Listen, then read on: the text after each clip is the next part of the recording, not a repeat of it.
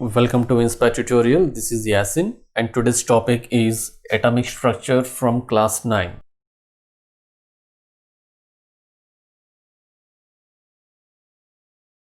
So in this we discuss about some atomic theories. So the first one is Dalton's atomic theory, which was proposed in 1803. So according to Dalton's atomic model, atom is the smallest particle.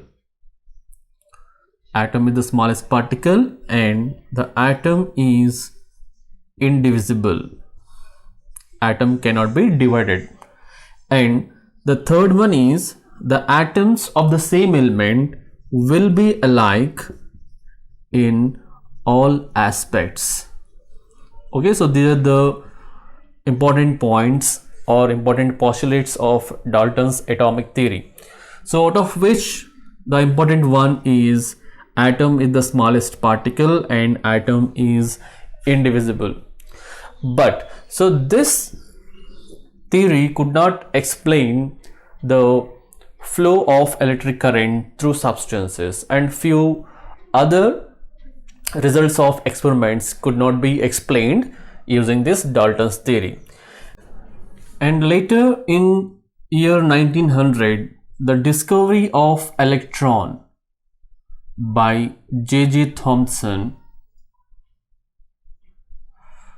proved that atom is not indivisible, but atom is divisible.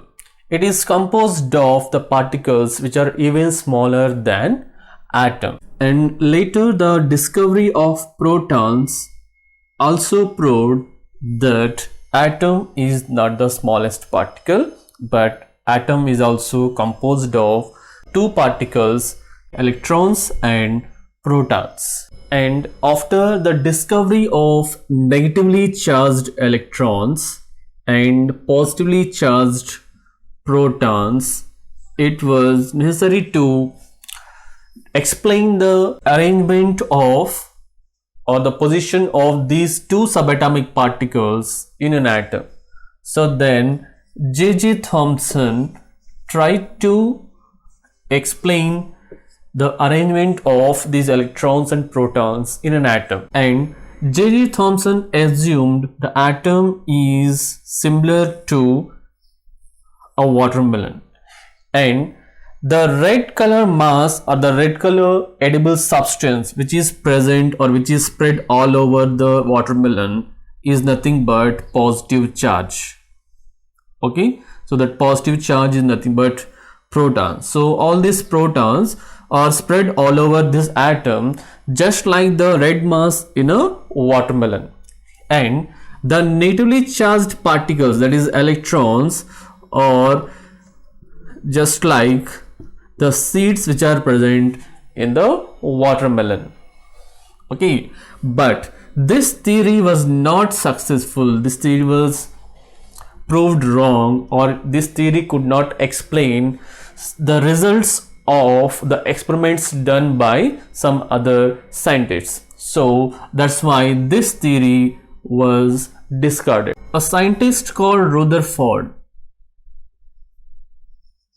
he tried to explain the structure of an atom based on the results of its alpha particle scattering experiment. Okay, for this alpha particle scattering experiment, he took a thin foil of gold.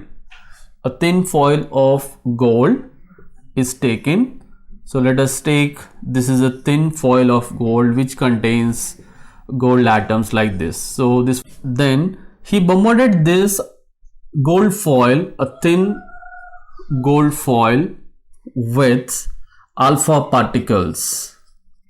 So here alpha particles are nothing but it is an helium 2 plus ion. When he sent these alpha particles onto this thin gold foil, he observed that many of the alpha particles, they have gone through this gold foil, and only a few alpha particles, they got deflected from their path.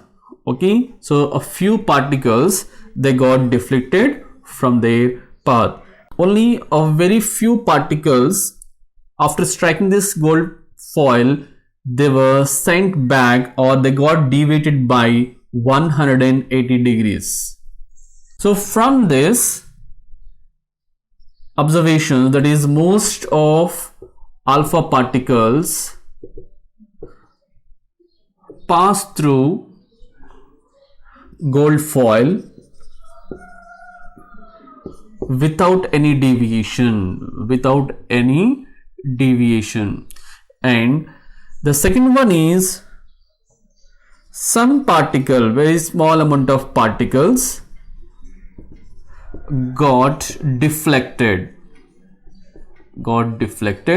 And the third one is, a few particles, a very small amount of particles, a few particles, they got deflected, or they got deviated by 180 degrees.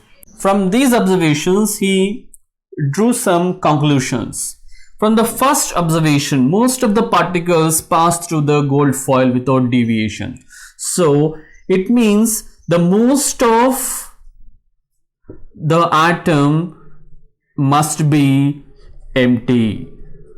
Okay, so this is the first conclusion made by this Rutherford from this first observation. So most of the particles go through the gold foil. That means the most of the atom is empty. So that's why the particles could go through the atom without any deviation. And only some particles got deflected. That means the positive charge, that means proton, the protons are located in a small region, maybe in the center. So that is the second conclusion. So that is the reason why when the particles are striking the gold foil, they got deflected very slightly. Okay, only few particles. And a few particles, that is 1 out of 12,000. So when this one particle strikes the nucleus directly, then the particle bounces back by deviating 180 degrees.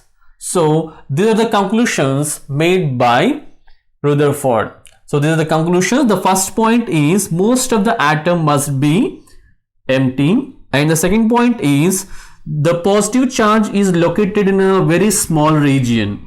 And the third point is, the total mass or total positive charge, is located in the center, or total positive charge is located in one point. Okay, so these are the conclusions made by Rutherford. Now from these conclusions, he tried to explain the atomic structure. So according to Rutherford,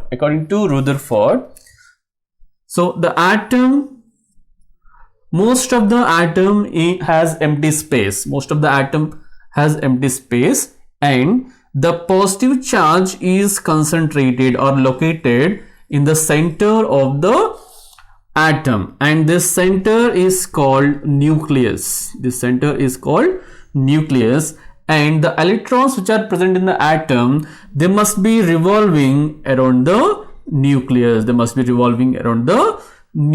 So that's how he explained, or he tried to explain the structure of an atom. Main drawback of this Rutherford's theory is, in case if the electrons are revolving around the nucleus in circular paths, the electrons will lose energy continuously and the electrons should fall into the nucleus. So obviously the atom must be unstable, but it's not happening. So this point Rutherford could not explain.